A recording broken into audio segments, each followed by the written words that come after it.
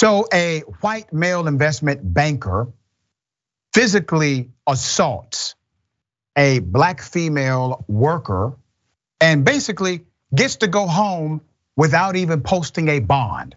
Let's put up both of their pictures full mass and I will give you the background to the insanity already happening. White investment banker was arrested for assaulting a New York City subway worker while she was on duty last week. MTA worker Tanya McCray was punched in the face by this guy. His name is Jean-Francois Coste on December 16th, 2022. Mr. Coste, who is an equity analyst with a major asset management company, was charged with assault, harassment, and menacing. Let me give you background of the incident. The police say shortly after midnight, Mr. Coste attempted to push himself inside the Coney Island Stillwell Avenue subway station's crew room to use the bathroom. So this is a restricted area, employees only. He tried to force himself into this restricted area.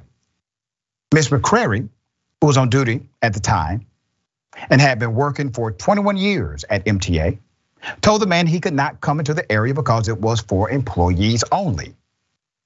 So the male reportedly became offended that he could not access this restricted area for employees and decided to punch the black woman multiple times in the face. All right, there's more. As a result of this incident, Ms. McCray was hospitalized and treated for several bruises. After the assault, the male tried to escape into an idling train, but transit workers cornered him, holding him until the NYPD arrived. They took him into custody temporarily. The man was released by who? Law enforcement. The man was released by law enforcement without bail later the same day after a brief arraignment in Brooklyn Criminal Court and instructions to stay away from McCray. There's more. Mr. Coste has been suspended from the firm effective immediately. That's what the asset management company said. They said they don't tolerate this kind of behavior.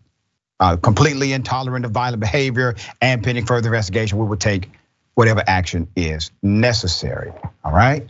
So while the company stated that he was suspended, I just read the statement to you. It did not clarify if his suspension was with pay or without pay. However, since the attack, it has scrubbed the Northeastern University alumnus name off of their website. The white male committed this crime allegedly, has made his two personal social media accounts, Instagram and Facebook, private. And he is due back in Brooklyn court March 1st. Should he be convicted of his charges, he faces up to 7 years. Now I want to remind you, they released the man with no bail. They released the man with no bail. Law enforcement said, you know what, you can really just go home. You did what? You punched a black woman in the face multiple times. You committed criminal trespass, and then you tried to flee the scene. And employees had to detain you for the police to arrive because you were trying to escape. No problem, we're gonna just let you go here. You don't have to worry about escaping from us. All right, we got you back. What kind of foolishness is this? David, thoughts here? This is white asset manager privilege. The fact that he was white and was allowed to simply, doesn't have to post bail, and the fact that he had this kind of job that New York, I guess authorities felt like, oh, he has a certain stature in our society. He manages pieces of paper and money, therefore we're gonna cut him a break. That is absurd. And again, it gets to the institutional racism that we have seen play over and over in so many parts of our society. Well said.